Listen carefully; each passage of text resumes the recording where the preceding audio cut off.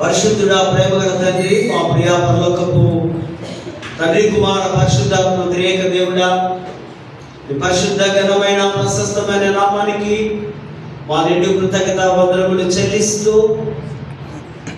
దైవ గ్రంథంలో నుంచి దేవుని వాక్యాన్ని, దైవ అంశాన్ని మేము ధ్యానిస్తూ ఉండగా ఆత్మ నడిపింపును మాకు అనుగ్రహించి వాక్యాన్ని తేటగా సూటిగా మేము అర్థం చేసుకొని మా హృదయాల్లో నింపుకొని మరొక నూతనమైనటువంటి విశ్వాసములో, లోతైనటువంటి పరిశుద్ధతలో మేమందరము ప్రయాణించులాగున సహాయం చేయగలరంటూ వాక్యపు వెలుగులో మీ వాక్యాన్ని బోధిస్తూ ఉండగానే, సిలువను చూస్తూ ఉండగానే మాకు ఆశీర్వాదములు, స్వస్థతలు, దీవెనలు, ఆయుష్ను సమృద్ధివంతంగా అనుగ్రహించగలరంటూ క్రీస్తు నామమున వేడుకొంచున్నాము తండ్రి, ఆమేన్.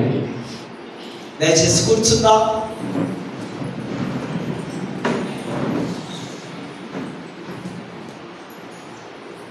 దేవుని పరిశుద్ధ నామానికి మహిమ కలుగును గాక. ఈ శ్రేష్టమైన, ప్రశస్తమైన, ఈ మహా గొప్ప భాగ్యాన్ని అనుగ్రహించినటువంటి the most reverend doctor professor Rogan Mark తండ్రి గారికి, doctor reverend vice chairman Princeton అయ్య గారికి, అధ్యక్ష మండలపు చైర్మన్స్, ఆఫీసర్స్, క్లర్జీ, సంఘము, సంఘ నాయకులకు, పెద్దలకు యేసుక్రీస్తు నామములో మరి ఉదయకాల దైవ శుభములు, దైవ ఆశీస్సులు సిఎస్ఐ వెస్లీ చర్చ్ జగదిరిగుట్ట పాస్టర్ నుంచి మీకు నేను తెలియపరుస్తూ ఉంటున్నాను. అదే విధముగా స్థానిక సంఘం, సంఘ నాయకులు, పెద్దలు, youth ministry, women ministry, Sunday school ministry, ఆ నాయకులకు, పెద్దలకు కూడా యేసుక్రీస్తు నామమున మరి ఉదయకాల దైవ శుభములు తెలియపరుస్తూ, దూర ప్రాంతం నుంచి వీక్షిస్తున్నటువంటి ప్రియ కుటుంబాలు, మా స్నేహితులు, తెలిసిన వారు అందరికీ కూడా ఈ ఉదయకాల దైవ ఆశీస్సులు వారికి ప్రత్యేకంగా తెలియపరుస్తూ ఉంటున్నా. క్రీస్తునందు ప్రియమైనటువంటి ఆ దేవుని బిడ్డలారా, ఈ దినం ఒక ప్రత్యేకమైనటువంటి వెరీ స్పెషల్ థీమ్, చాలా ఇంపార్టెంట్ అంశం మన పెద్దలు మనకు అనుగ్రహించున్నారు. అదే అంటున్నాం మనం, youth Sunday, youth with Christ. క్రియారూపక పరిచర్యలో క్రీస్తు యొక్క క్రియ లేదా యాక్షన్, ఈ యవనస్తులు చాలా ప్రాముఖ్యమైనటువంటి ఈ యవన దశ. 3 దశలు మనకు ఉన్నాయనుకున్నాం. 3లో చాలా స్వీటెస్ట్, మధురమైనది, తీయనిది, మరువలేనిది యవన దశ. ఇక మాకు లేదు, దాటి వచ్చేసినాం. చాలా మందిని దాటం కూడా. బాల్య దశ నుంచి ఒక ప్రమోషన్ యవన దశలోనికి, యవన దశ నుంచి మరొక ప్రమోషను వృద్ధ దశలో. సో ఈ దినం our life is very short and ఈ యూత్ ఏజ్ ఎంగేజ్ కూడా టూ షార్ట్. చాలా తక్కువగా ఈ యొక్క కాలాన్ని మరి పెద్దలు లెక్క కట్టారు. జస్ట్ 15 ఇయర్స్ నుంచి 40 ఇయర్స్ వరకే మనము ఏమైనా చేయగలం. ఆ దశలో ఒక ప్రత్యేకమైనటువంటి సామర్థ్యం కలిగి ఉండడం, బలం కలిగి ఉండడం, పౌరుషం కలిగి ఉండడం, ఇవన్నీ మనకు తెలుసు. కనుకనే గవర్నమెంట్ కూడా ఒక ఏజ్ వచ్చిన తర్వాత, ఫర్ ఎగ్జాంపుల్ మీకు ఒక మోటార్ వెహికల్ లైసెన్స్ కావాలనుకోండి, దానికి ఒక మేజర్ కావాలి 18 ఇయర్స్. అదేవిధంగా మనకు ఓత్రా కావాలనుకోండి 21 years. మరి ఆ దేశ చట్టం వివాహం కావాలనుకుంటే మినిమం 21 years నుంచి మరి ఆ దశలోనికి మనం వెళ్తాం. సో కనుక ఇది ప్రపంచమంతా కూడా మానవుడు దేవుడి స్వరూపం కనుక ఈ దశలు అందరికీ వస్తాయి. భారతదేశంలో యవ్వనస్తులు ఎక్కువ శాతం ఉన్నారట. ప్రపంచమంతా వెతికితే ఇండియాలో యవ్వనస్తులు చాలా ఉన్నట్టుగా ఇక్కడ మనము చూస్తున్నాం. యవ్వనస్తులు ఎవరు కావాలి, ఎవరు మీరు తీసుకుంటారు? ఒక డిఫెన్స్లో ఒక మిలిటరీలో కావాలంటే ఇక 50 years 55 60 years కూడా మేము పోతాం అంటే నడుస్తుందా? ఎవరు కావాలి?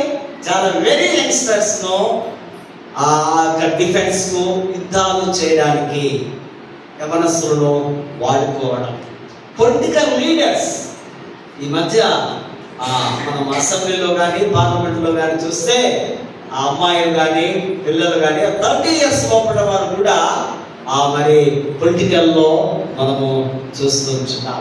అట్లనే చక్కటి యూనివర్సిటీలో చదివి మంచి ఫిలాసఫీ నేర్చుకొని డాక్టరేట్ చేసుకున్న వారు కూడా కొన్నిసార్లు సైతాను చేతిలో చిక్కుకొని మావోయిస్టుల చేతిలోనికి వారు అడవిలో జీవిస్తూ వారు మేము ఆ అన్యాయాన్ని ఎదుర్కొంటామంటూ మావోయిస్టులుగా చాలా మంది యవ్వనస్తులు వెళుతున్నారు. మనకు తెలుసు మన ఆంధ్రప్రదేశ్లో లేదా మన ఇండియాలో చాలా ప్రాంతాల్లో ఈ తెగను కూడా మనం చూస్తూ ఉంటున్నాం. యూనివర్సిటీస్, కాలేజెస్ వీరందరూ కూడా యవ్వనస్తులే వారు వెళ్ళవలసిన అవసరం ఉంది. అట్లనే ఇంకొకడు వాళ్ళని యవ్వనస్తుడు ఎప్పుడు తన గుప్పిట్లో పెట్టుకుంటాడు, వాడే సైతానుడు. సైతానుడికి యవనస్తులు కావాలి, వృద్ధులు కాదు. వృద్ధుడు వీడేం చేయలేడు. వృద్ధుడు వీడేం చేయలేడు. యవనస్తులు వాడి చేతుల్లో పెట్టుకొని వారు కీలకమైనటువంటి వారు కనుక వారితోటి అనేకమైనటువంటి చెడు కార్యములు చేయించడం. ఈ దినాల్లో స్కూల్స్ లెవెల్లో నుంచి ఈ డ్రగ్స్ కానివ్వండి లేదా మత్తు కాని వాళ్ళు కానివ్వండి, స్కూల్ స్టాండర్డ్లో నుంచి యూనివర్సిటీస్లో వరకు కూడా మరి బాయ్స్ అండ్ గర్ల్స్ ఆ మత్తులో సైతానుడు వారిని వాడుకుంటున్నారు. మనకు కత్తి తెలుసు కదా, కత్తి. దాంతో మనం ఏం చేస్తాం? ఇంకా కత్తితో డాక్టరు ఒక ప్రాణాన్ని ఆపరేషన్ చేసి నిలబెడతారు. అదే కత్తితో ఒక దొంగ, ఒక హంతకుడు గొంతులు కోసి ప్రాణాలు తీస్తారు. యవనస్తులు ఒక నాణ్యానికి ఏ విధంగా 2 రూపాలు ఉంటాయో వారిని దేవుడి చేతిలో పడితే వారు చాలా అద్భుతంగా మలసపడతారు. సో కనుక ఈ యొక్క సామర్థ్యత ఈ యవ్వన వయసులో జారుడు బంట లాంటిది. చిన్నప్పుడు పార్కుల్లో స్కూల్స్లో అక్కడ ఎక్కి ఇట్లా పట్టుకొని మనం జారిపోతూ ఉంటాం. అదొక ఆట, గేమ్. అంటే త్రొట్టిల్లడం. యవనస్తులు తప్పక త్రొట్టిల్లుదురు అని కూడా వాక్యం సెలవిస్తుంది. మెనీ వేస్, ఎన్నో మార్గాల ద్వారా. ఒక చెడ్డ మార్గంలో తప్పిపోవడం కాదు, తల్లిదండ్రులకు లోబడకుండా జీవించడమే తప్పిపోవడం. సింపుల్. కొన్నిసార్లు మన పిల్లలు కూడా ఒక యుక్త వయసు వచ్చిన తర్వాత వారి ఇష్టానుసారంగా జీవించడానికి ఇష్టపడతారు. కనుకనే మీకే 10 years లోపల నుంచే బిడ్డలను మన రెక్కల కింద భద్రపరచుకోవాలి. స్వామి వివేకానంద ఒక మంచి స్టేట్మెంట్ ఇస్తాడు. దేశాన్ని మార్చగల సామర్థ్యత, అబిలిటీ ఇది ఓన్లీ యవనస్తులకే ఉంది. వారు స్ట్రైక్ చేయగలరు, యుద్ధాలు చేయగలరు, అనేక సభల్లో మాట్లాడగలరు. వారిని పెద్ద పీట వేయాలి రాజ్యాంగం వారి కొరకని స్వామి వివేకానంద గారు ఈ యొక్క డైనమిక్, ఈ కీలకమైనటువంటి పాత్రలు వారు పోషించగలరని ఇక్కడ వారు స్టేట్మెంట్ ఇస్తున్నారు. యూత్లో చాలా ప్రాముఖ్యమైనది ఏంటి? ఎవరికి ఏం కావాలి? గర్ల్స్కు ఇంపార్టెంట్, గర్ల్స్ కంటే నాకు కూడా అందరూ కూడా రాగానే స్నానం చేయగానే తల చూసుకోగానే ఏమేం కావాలి మనకు? అందంగా ఉన్నానా లేదా, నాకు అందం ఇంపార్టెంట్, నేను అది ఇది పూసుకోవాలి. రకరకాలుగా ఈ యవ్వనస్తులు వారి యొక్క ప్రత్యేకమైనటువంటి ఆకర్షణ కొరకు ఆకర్షింపబడడం, అందరూ నన్ను చూడాలి, అందరిలో నేను బాగా కనిపించాలి. ఈ యవ్వనస్తుల యొక్క బలం కూడా చాలా ప్రత్యేకమైనదిగా ఈ దశలో మానసిక పరముగా అభివృద్ధి చెందడం, ప్రవర్తన, అనేక సమస్యలు, అనేక సవాళ్ళు, ఇవన్నీ కూడా ఈ దశలో వారు ఎదుర్కోవాలి. వారికి వెళ్ళి వారి కళ్ళ ముందు ఉంటున్న ఒక మాట చెప్తాను, చాలా ఫన్నీ స్టోరీ. ఒకసారి ఈ మధ్య మన ఫేస్బుక్లో వచ్చినాయి కదా, ఎప్పుడో చిన్నప్పుడు నా 20 years అనుకున్నాం, ఆ ఫోటో పెట్టి ఒక అమ్మాయి ఇదే చేసేది. ఫేస్బుక్లో ఫ్రెండ్స్ అయిన వాళ్ళు, నాకు తెలిసిన వాళ్ళు ఒక 3-4 పెళ్ళిళ్ళు కూడా చేసుకున్నారు. ఫేస్బుక్లో 20 సంవత్సరాల అందమైనటువంటి అమ్మాయి ఫోటో పెడితే ఇక వీడు ఆమెతో కనెక్ట్ అయిపోయి ఆ మాట ఈ మాట మాట్లాడి అది కాస్త రోగం ముదిరినట్టుగా వాని లవ్ ముదిరి చలో వన్ డే ఆమె బొంబాయిలో ఉంటుంది. Real story. బొంబాయిలో ఉంటుంది. సరే ఒకసారి హైదరాబాద్కి వచ్చి, ఇక్కడ హైదరాబాద్ సాఫ్ట్వేర్ ఇంట్లో నీడు హైదరాబాద్కి వచ్చాయి. మా ఇంట్లో అంతా చెప్పి ఉన్నా, నిన్ను కూడా చాలా ఇష్టపడ్డారు అనుకుంటూ చెప్తే వచ్చేసింది. ట్రైన్ దిగుతామే వస్తే ఈడ ఆ ఫోటో పెట్టుకొని చూసుకుంటా ఉన్నాడు వచ్చిన వాళ్ళందరినీ ఆ భూమిలో రిజర్వేషన్లో. ఆ ఫోటోలో ఉన్న వ్యక్తి ఎవరు? ఇక్కడ ఉంది. సో ఈడి ఫోటో అమ్మాయి దగ్గర ఉంది కదా, ఆ అమ్మాయి దగ్గర ఉంది. ఈమె వచ్చి హాయ్ డార్లింగ్ అని చేయబట్టుకున్నది. ఉన్నాడు ఎవరు? నేను మా జియా కొరకు నేను వెయిట్ చేస్తూ చూస్తున్నా అంటే ఆమె నన్నే కూర్చోడా, ఇదిగో నేనే ఆమె ఏజ్ ఎన్ని సంవత్సరాలు? 50 years. 50 సంవత్సరాలు సగం వృద్ధురాలు. ఈ పిల్లగాన్ని ఫేస్బుక్లో ప్రేమించి ఫేస్బుక్ లవ్లు, ఫేస్బుక్ ఆకర్షణలు జీవితాలను పాడు చేస్తాయి కదా. నాకు ఇష్టం లేదు అదే. రేపు నా పిల్లలు ఎవరైనా చేసినా నేను బయటికి పంపించేస్తాను. ఎట్టి పరిస్థితిలో నాకు అక్సెప్టబుల్. సో కనుక ఎందుకురా అంటే మీ కొరకు మీ తల్లిదండ్రులు ఎంతో ప్రయాసపడి ఎన్నో విధాలుగా ఆలోచన చేసి మంచిగా నా పిల్లలు, మా కుమారుడు కుమార్తె చక్కగా జీవించాలనుకుంటారు. కనుక ఈ మాయలో, ఈ మోసంలో మనము పడకూడదని మీకు నేను తెలియపరుస్తున్నా.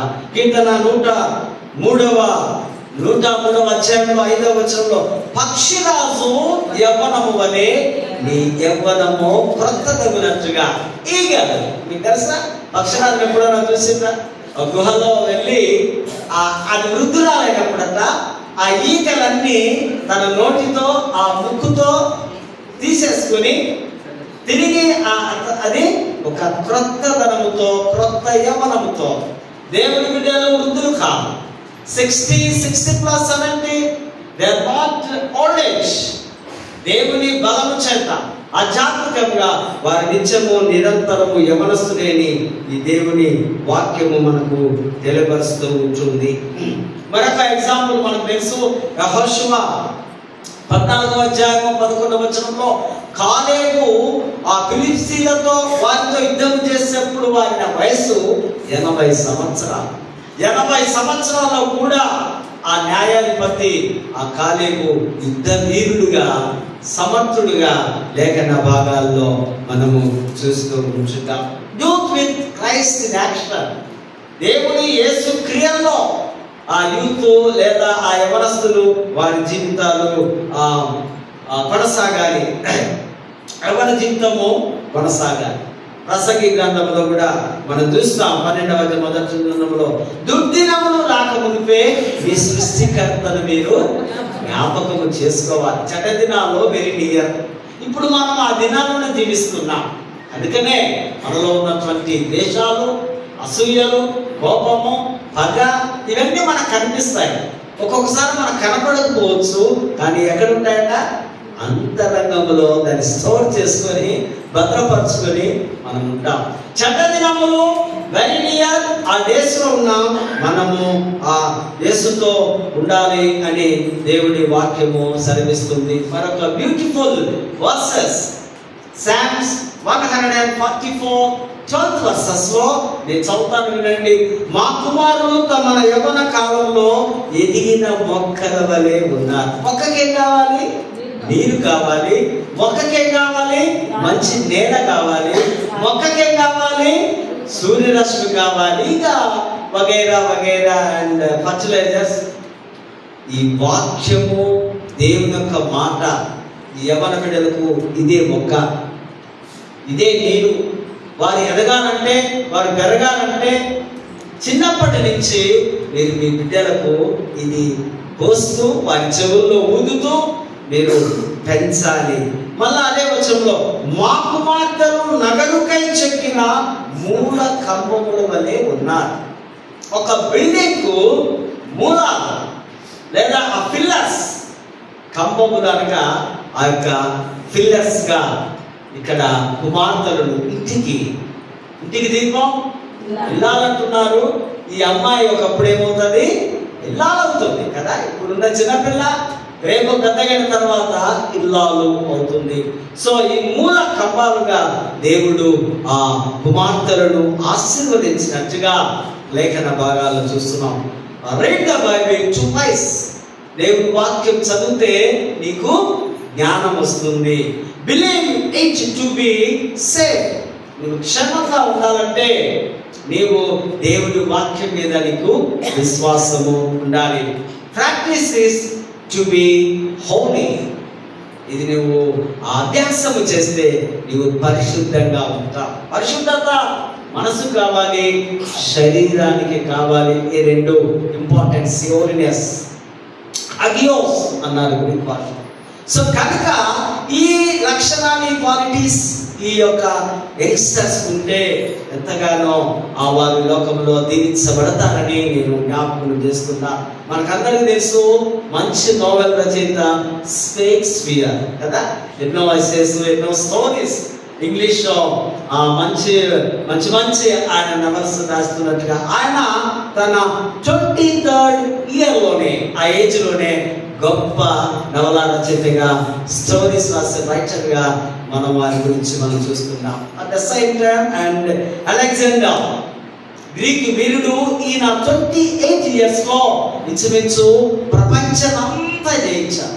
గ్రీక్ కల్చర్ మొత్తం వారు ఉన్న టైంలో, ఆ కాలంలో 28 years లోనే. తర్వాత అన్ఫార్చునేట్లీ ఆయన ఒక చిన్న దోమకాటి కోసం మొత్తానికి ఆయన 31 లోనే వారు చనిపోయినట్టుగా మనము చూస్తున్నాం. పాస్కల్ అనేటువంటి ఈ 21 years కుర్రోడు, ఈడు మ్యాథమెటిక్స్ లెక్కలు మనము ఈ దినాల్లో చూస్తున్నా అంటే ఈ జస్ట్ 21 సంవత్సరాల ఆ యవ్వన బిడ్డ మరి ప్రపంచమంతా రికార్డ్ అయినట్టుగా మరి చరిత్ర మనకు తెలియపరుస్తుంది. వాషింగ్టన్ లో గొప్ప ఆర్మీ కమాండర్గా నెపోలియన్ అనేటువంటి యొక్క యుద్ధ వీరుడు, వీరంతా కూడా బిలో 30 years లోనే వీరు ఘన విజయాలు సాధించినట్టుగా మనం చూస్తున్నాం. అండ్ మార్టిన్ లూథర్ సంఘ సంస్కర్త అనగా రిఫర్మేషన్ ఆయన తీసుకొని రావడం, క్యాథలిక్స్ ఆశయంలో నుంచి ప్రొటెస్టెంట్స్ గా ప్రభువును నేరుగా విశ్వాసకి పరిచయం చేయడానికి 32 సంవత్సరాల వయసులో ఆయనకు గొప్ప వ్యక్తిగా ఆ చరిత్రలో రికార్డులో మనము చూస్తూ ఉంటున్నాం. కనుక మీరందరూ ఈ యంగ్స్టర్స్ కు 4 పాయింట్స్ నేను చెప్తా, బాగా జాగ్రత్తగా వినాలి. సెకండ్ సర్వీస్ లో వేరే స్పీకర్ వస్తున్నారు. సో కనుకనే సెకండ్ వారికి ఈ యొక్క రికార్డ్ యూట్యూబ్ ద్వారా మన బిడ్డలు చూడండి. నెంబర్ 1, మీరు ఉండాలంటే మీకు ఒక లక్ష్యం ఉండాలి, ఒక గురి ఉండాలి. వాట్ ఈస్ మై లైఫ్, ఇది ఒక గురి. నెంబర్ 2, యాటిట్యూడ్, మీ వైఖరి, మీ యొక్క లక్షణాలు, మీ క్యారెక్టర్స్, మీ పరివర్తన, మీ పద్ధతులు ఉండాలి. నెంబర్ 3, ఆస్పిరేషన్, అంటే ఆశలు ఉండాలి, ఒక గోల్ ఉండాలి, ఆశ కలిగి ఉండాలి. అందుకే కీర్తన 42వ అధ్యాయంలో ఏముందంటే, దుబ్బి నీటి వాకుల కొరకు ఆశపడుచున్నట్టు దేవా నీ కొరకు నేను, దేవా ఒక అందమైన అమ్మాయి కొరకు నేను ఆశపడుతున్నాను, అందమైన అబ్బాయి కొరకు నేను ఆశపడుతున్నాను. ప్రార్థన చేసుకోవాలి, తప్పులేదు. ఏది మీరు కావాలంటే అది మీరు దేవుణ్ణి అడగాలి. ఆశలు, ఆస్పిరేషన్ ఆల్సో ఇంపార్టెంట్. ఆశలు మీరు నాలుగవదిగా ఎబిలిటీ, సామర్థ్యత, మన యొక్క కెపాసిటీ, సామర్థ్యత ఏ విధంగా మనం కలిగి ఉన్నాం. ఎబిలిటీ ఉన్నప్పుడు మన ఆశ ఉంటాయి, మన ఆశలు ఉన్నప్పుడు మన వైఖరి ఉంటుంది, మన వైఖరి ఉన్నప్పుడు మనము ఆ గురికి ఆ గోల్కు మనం రీచ్ అవుతాం. కనుక ఇవి జీవితంలో చాలా ఇంపార్టెన్స్. మరి సంఘానికి, సమాజానికి ఎంతో విలువైనటువంటి వారు ఈ యవనస్తులని. ఇంత మట్టుకు ఇది only about youngsters introduction. So I come to the lessons. పాత నిబంధన పాఠంలో మనం చూస్తే చాలా ఇష్టమైన వ్యక్తి నాకు, నా హీరోస్ ముగ్గురు, మీకు కూడా పెట్టుకోండి. Number 1 hero Jesus Christ. Number 2 hero Old Testament లో జోసెఫ్. Number 3 hero Daniel. యేసు ప్రభు ఆయనకు కలిగిన ఆ లక్షణాలు, క్రీస్తుకు కలిగిన మనస్సు మీరు కలిగి ఉండండి అంటాడు ఫిలిప్పు. ఆ మనస్సు ఎంత మంచి మనస్సు అంటే, ఎటువంటి మనస్సు? కనికరగల మనస్సు, దయగల మనస్సు, ప్రేమించే మనస్సు కదండి. ఇంకెటువంటిది? ప్రాణం పెట్టే మనస్సు. ఇవన్నీ మనము కలిగి ఉండాలి. నెంబర్ 1. ఈ జోసెఫ్ విషయంలో చూస్తే అన్నల చేత వెలివేయబడ్డాడు. ఏం చదువు లేదు, ఏం జ్ఞానం లేదు. అక్కడ పోయి అన్నల దగ్గర పోయి టిఫిన్స్ బాక్స్ పోయడం ఆయన పని అయింది. తర్వాత అటు ఎవడో ఆ పోతిఫర్ ఇంట్లో పెడితే ఆడేదో గడిపిడైంది. అక్కడి నుంచి జైల్లో ఉన్నాడు. No education. అప్పటికేమి ధర్మశాస్త్రం ద్వారా కూడా లేదు. ఏముందట? దేవుడు ఆయనకు తోడై ఉండేను. ఆదికాండం 39వ అధ్యాయము 2వ వచనం. ఎవరు తోడున్నారట?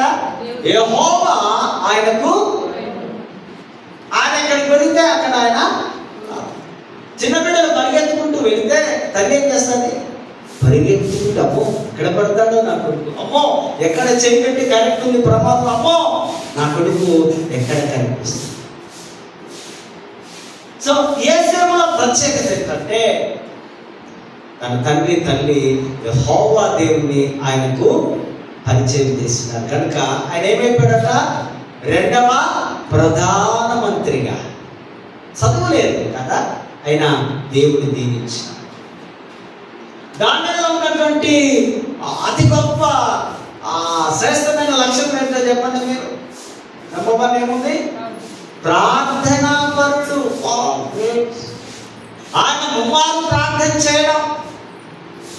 క్రీస్తు పూర్వం 605లో యెహోయాకీము అనేటువంటి యెహోయాకీము, తర్వాత రాజు యెహోయాకీను, తర్వాత రాజు హిజ్కియా రాజు.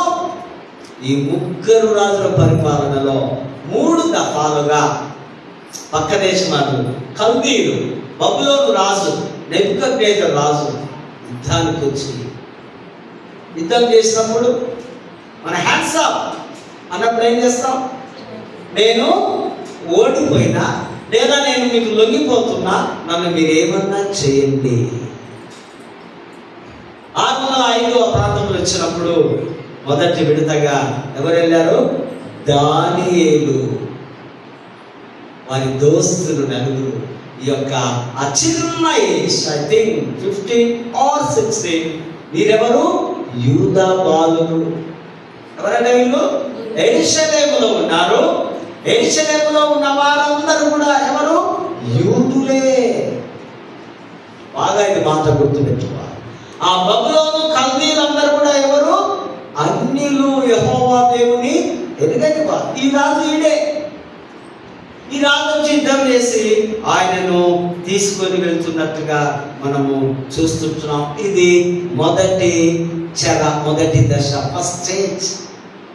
సెకండ్ దశలో మళ్ళీ వచ్చి యెహెజ్కేలు ఇంకా 10,000 మందిని, ఇంకా కొద్ది మందిని, బలవంతులను, సామర్థ్యం కలిగిన వారిని, తెలివి వారిని మళ్ళీ తీసుకుని వెళ్ళారు. అందులో యెహెజ్కేలు అనే అతడు కూడా వెళ్ళినట్టుగా మనం చూస్తాం. మూడవ దశలో హిజ్కియా రాజు పరిపాలనలో వచ్చి ఇక మొత్తం స్మాష్. ఏమేమి ఉన్నాయో యెరూషలేము గోడలకంతా మన పెయింట్ ఉందా? వాళ్ళకేముందా? బంగారు ఉంది, గౌడ్ ఉంది, విలువైనటువంటివన్నీ తీసేసుకొని ముసలాళ్ళందరినీ పనికిరాని నీకు తిండి కూడా దండగా నాకు అవసరం లేదని వదిలేసి మిగతా వాళ్ళందరినీ తీసుకొని వెళ్ళారు. అక్కడ ఈ ఫస్ట్ స్టేజ్లో మనము అక్కడ న్యూ హోమ్, క్రొత్త గృహానికి వీరు వెళుతూ ఉన్నారు. పాత గృహము తన అమ్మవారి మధ్యలో నుంచి క్రొత్త గృహానికి వీరు వెళుతూ ఉన్నారు. దానిలో ఆ ఫ్రెండ్స్ చెరకు తీసుకొని వెళ్ళడం, అన్యుల మధ్యలో క్రొత్త ప్రాంతంలో మనకి ఎట్లుంటుంది? మన సడన్గా ఆ సుడాన్, ఆఫ్రికా, ఆ గరీబ్ ప్రాంతంలో మనం పెట్టిన అనుకోండి, ఆ ఎండలు, వేడి మనకు చాలా కష్టం అనిపిస్తుంది. ఇది కష్టం. క్రొత్త ప్రాంతంలో ఏముంది? క్రొత్త భాషలు ఉన్నాయి. కల్దీల భాష. వీళ్ళే భాష మాట్లాడతారు? హీబ్రూ భాష కదా, అరమైక్ భాష మాట్లాడతారు. హీబ్రూ భాష వీరిది, వారి భాష ఏంటి? కల్దీల భాష. సో ఈ కొత్త హోంలోకి వారు వెళుతూ కూర్చున్నారు. తర్వాత వీరు న్యూ నాలెడ్జ్, క్రొత్త జ్ఞానం. కల్దీల భాషే కాదు, కల్దీల విద్య, కల్దీల యొక్క యాక్టివిటీస్, సంస్కృతి అదంతా విగ్రహములతో నిండి ఉంది. వారి భాషల్లో వారి దేవుడు ఉన్నాడు, వారి ప్రవర్తనలో వారి దేవుడు ఉన్నాడు, వారి సంస్కృతిలో వారి దేవుడు ఉన్నాడు. అంతా వారి దేవుడి మయం. క్రొత్త విజ్డమ్, నాలెడ్జ్ లో వీరున్నారు. తర్వాత న్యూ డైట్, క్రొత్త భోజనం వీరు తీసుకొని వెళ్ళాక రాజు అన్నాడు, ఈ యవనస్తులకు మన భోజనము ఇవ్వండి. 3 years ట్రైనింగ్. అయ్యగారు కాలేజీకి వెళ్ళినప్పుడు ట్రైనింగ్ ఎట్లా ఇస్తారో వీరిని ఆల్రెడీ జ్ఞానవంతులు, వారి భాషల్లో, వారి దేవుడిలో, వీరిని మనము మన వైపు తిప్పుకొని కదా, మన భాష, మన సంస్కృతి నేర్పించి మంచి ఫుడ్ ఇవ్వండి అని ఒక నపుంసకునికి హ్యాండ్ ఓవర్ చేస్తారు. ఈ యొక్క రెస్పాన్సిబిలిటీ నీవే తీసుకోవాలి. మంచి మంచి ఆ విందు, రాజభోజనాలు అవన్నీ తిన్నారా మీరు?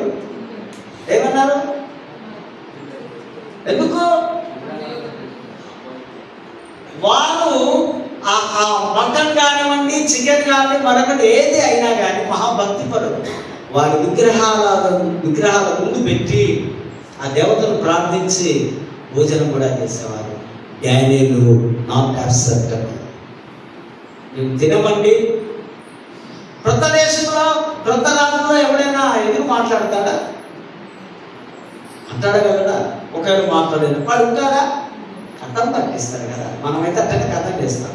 కానీ ఆ రాజు పాపం వీరిలో యెహోవా దేవుని యొక్క స్వరూపం చూసినాడేమో భయపడి, సరేగా భయ ఏం తింటారా?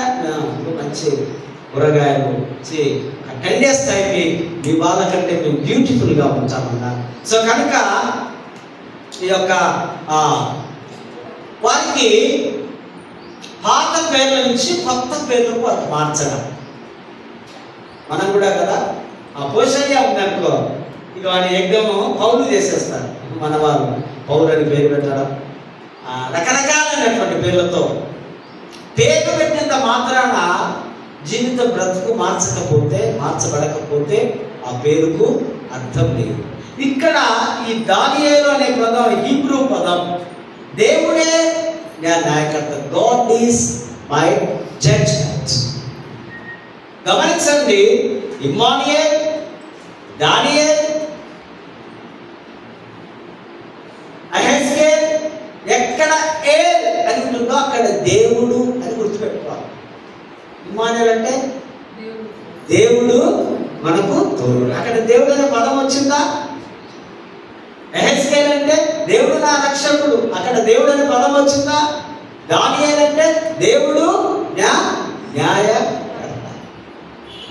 ఈ పేరును, ఈ అందమైన పేరును వారు తీసి పడేసి కల్దీల భాషలో ఉన్న పేరు బెల్షాజరు, బెల్ అంటే అతని ప్రాణాన్ని కాపాడే మా రక్షకుడు అని పేరు పెట్టారు. బెల్షాజర్ వాళ్ళ దృష్టిలో దానియేలు. నెంబర్ 2 హనన్యా ఉంది హీబ్రూ పదం. హనన్యాకు యెహోవా కరుణామయుడు అని పేరు. దానికి వారి కల్దీల భాష అంటే అక్కు. అక్కు అంటే చంద్రదేవత అని అర్థం. నంబర్ 3 మిషాయేల్, దేవునికి సమానుడెవరు అని హీబ్రూ పదం ఉంటే కల్దీల భాషలో మెషక్, అధిపతి, నీడ. తర్వాత అజలయ్య ఉంది హీబ్రూ పదం పేరు. దాని యెహోవా నా కాపరి లేదా యెహోవా సహాయకారి. దాని కల్దీల భాషలో అబెద్నెగో. నెగో అంటే ఉదయ నక్షత్రం అని పేరు మార్చేసి వారి ఫుడ్ను మార్చే ప్రయత్నం చేసి ఎన్ని చేసినా వారు మాత్రం ఒకే స్టాండ్, అదే ప్రార్థన. దానియేలు టీమ్ లీడర్ కదా. ఆ టీమ్ లీడర్ ఆయన చక్కగా తను తాను అపవిత్రపరచకూడదని ప్రతి విషయంలో ప్రభుతో దేవుడితో మొరపెట్టినట్టుగా చూస్తాం. లెట్ మీ క్లోజ్, చాలా టైం అవుతుంది. యోహాను సువార్తలో మనం చూసినట్టయితే ఆంద్రయ్య, పేతురు యేసును వెంబడించడం. వెంబడించడం అంటే టు ఫాలో మీ అంటే ఇట్స్ వెరీ డిఫికల్ట్. వాక్యాన్ని వెంబడించండి, క్రీస్తు ప్రేమను వెంబడించండి, క్రీస్తు మనస్సును వెంబడించండి, క్రీస్తులాగా జీవించండి అని ఎన్ని బోధలు చేసినా మనం వెంబడించడం అంటే, అనుసరించడం చాలా కష్టమైన మాట. The new way to follow, యేసును వెంబడించడం. ఆయన వెళ్తూ ఉంటే యోహాను అంటున్నాడు, ఇదిగో లోక పాపమును మోసుకొని పోవు దేవుని గొర్రెపిల్ల. ఆయననే మీరు వెంబడించాలి. వీరిద్దరూ ఒకప్పుడు యోహాను శిష్యులే. వారు వెనక వస్తువు వెతుకుతూ ఉంటే యేసు ప్రభు అంటున్నారు, బాబు మీరేం వెతుకుతున్నారు ఏంటిది అంటే, రబ్బీ నువ్వు ఎక్కడ ఉంటున్నావు, నీ నివాసం ఎక్కడ, వచ్చి చూడండి. వెంటనే యేసు యొక్క స్వరాన్ని విని వారు యేసును వెంబడించారు. లోక పాపం, లోక ఆశను, లోకంలో ఉన్న వాటన్నిటిని వదిలేసుకొని యేసు వైపే చూస్తే వారు వెంబడించినట్టుగా మనం చూస్తున్నాం. ఈయన నిజమైనటువంటి, నిర్దోషమైనటువంటి, ఈయన రక్తము ద్వారానే సిలువలో పాప క్షమాపణ. అందుకే మనము నిర్గమాకాండం 12వ అధ్యాయము 6వ వచనంలో నిర్దోషైన ఏడాది గొర్రె పిల్లను మీరు హతం చేసి ఆ రక్తాన్ని మీరు పూడ్చుకోవాలి. యేసు ప్రభు యొక్క రక్తం ప్రశస్తమైనది. ఈ రక్తము ద్వారానే మనమందరము కడగబడ్డాం.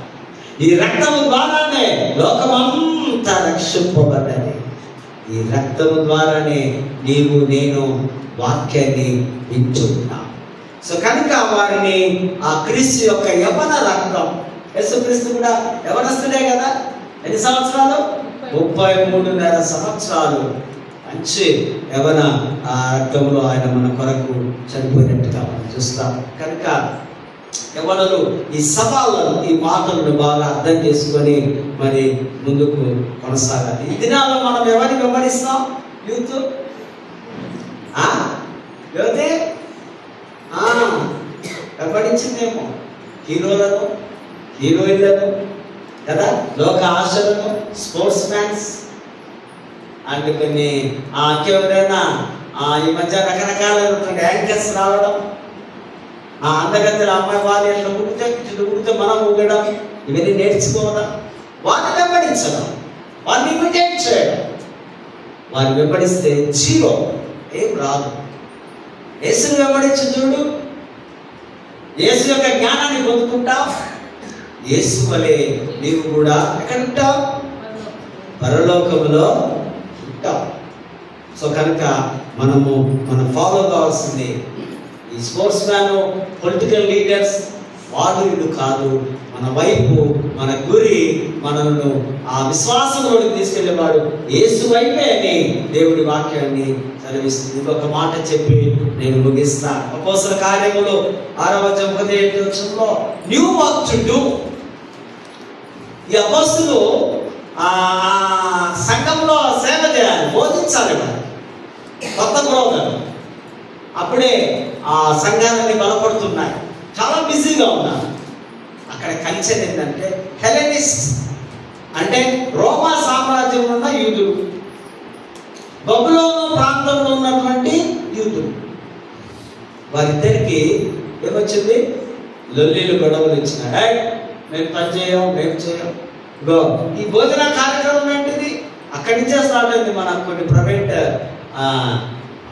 సంఘాలలో చర్చి కాగానే భోజనాలు పెడతారు. ఇదే ఈ అధ్యాయంలో నుంచే స్టార్ట్ అవుతుంది. ఇవన్నీ 6వ అధ్యాయంలో విధవరాలకు, దిక్కులేని వారికి భోజనాలు పెట్టేవారు. మన సంఘాల్లో, మన సనత్నగర్లో మార్నింగ్ సర్వీస్లో బ్రేక్ఫాస్ట్. నేను ఒకసారి మెసేజ్కి వెళ్ళినప్పుడు తిన్నా. చక్కగా ఉంది ఆ కిచిడి, పప్పు. వీలుంటే ఎవ్రీ వీక్ ఒక స్పాన్సర్ చేయండి. బాగా మనం కూడా ఆఫ్టర్ ఫస్ట్ సర్వీస్ బ్రేక్ఫాస్ట్ చేయొచ్చు. ప్రేమ విందు పెద్ద ఖర్చు మహా అంటే ఒక 1000 రూపీస్ ఒక్కొక్కరు ఒకసారి ఒక్కొక్క వారం ముందుకు వచ్చి చేయడం. ఒకవేళ ఆలోచన ఉంటే దాన్ని ఫస్ట్ మొదటిగా నేనే చేస్తాను. చేసేవారు కమిటీ కలిగి ముందుకు రావాలి. ఎప్పుడు మేమేనా ఆయన అయ్యగారంతా గమ్మని చేస్తారు. అంతే. దేవుడి కొరకు చేసేవారు ముందుకు వస్తే దేవుడు తీరుస్తుంది. సో ఈ ప్రాబ్లం వచ్చినప్పుడు ఆత్మతో, జ్ఞానంతో, శక్తితో, బలంతో నింపబడ్డ వారిని ఈయన 6గురిని ఏర్పరచుకొని వారి మీద చేతులుంచి లోకల్ నాన్ లోకల్ ఫీలింగ్ ఉంది కదా, అక్కడ కూడా ఉంది. హెలెనిస్టులు, యూదులు అనే ఉంది. అవన్నీ చేసి 7గురిని గ్రీకు భాష మాట్లాడే వారి కొందరిని వాళ్ళ ఆత్మతో, జ్ఞానంతో పెట్టుకున్న విశ్వాసం కొనసాగుతూ ఉంటారు. నెంబర్ 1 ఆత్మతో నిండుకోవడం అంటే ఆ ఆత్మతో, విశ్వాసంతో కొనసాగిపోవడం. అంటే వారిలో లక్షణాన్ని, గుణాన్ని, ఆ క్యారెక్టర్ను వారు ఆత్మ నింపుదలగా ఉన్నట్టుగా మనం చూస్తాం. రెండవదిగా పరిశుద్ధాత్మ నింపుదల.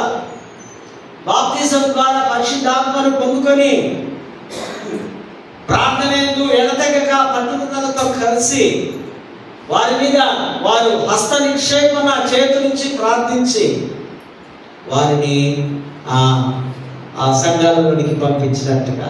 చేతులెత్తి మనం దేనికి చేస్తాం? మనం దీవించడానికి కదా, అవునా? ఒక వ్యక్తి దీవిస్తున్నాడంటే చేతులెత్తి దీవించడం. చేతులెత్తి దీవించడము ఈ క్రియాపదం. దీని గ్రీక్ భాషలో ప్రాస్కోత్రియో అనే మాట. వారి మీద చేతులు ఉంచడం, తర్వాత స్వస్థతలకు చేతులు ఉంచడం, వారిని చేతులిచ్చి నడిపించడం, ఇవన్నీ కూడా ఈ హస్త నిక్షేపణలో మనం చూస్తున్నాం. ప్రేమైనటువంటి దేవుని దైవిక బిడ్డగా, యవనస్తులుగా మీరు రాబోయే జీవితం అంతా మీదే. సంఘంలో, సమాజంలో ఆధ్యాత్మిక దైవిక సేవలో మీరు ముందుకు సాగుతూ మరి క్రీస్తు వైపే, ఆయన లక్ష్యం వైపు, ఆయన గురు వైపు, శిలువ వైపు చూస్తూ మీ ప్రయాణం కొనసాగాలని అటువంటి కృప, పరిశుద్ధాత్మ నడిపింపు, దైవాశీస్సులు దేవుడిని కనుగరించుగా. ఆమేన్. ప్రేమగల తండ్రి, కృపగల దేవాన్ని కొందనాలు. ఇంతబడిన ఈ వాక్యాన్ని మీరు ఆశీర్వదిస్తూ, దీనిస్తూ, ఆ హృదయంలో స్థిరపరచుకోవడానికి సహాయం చేయగలరండి. యేసు నామమున వేడుకుంటున్నాము.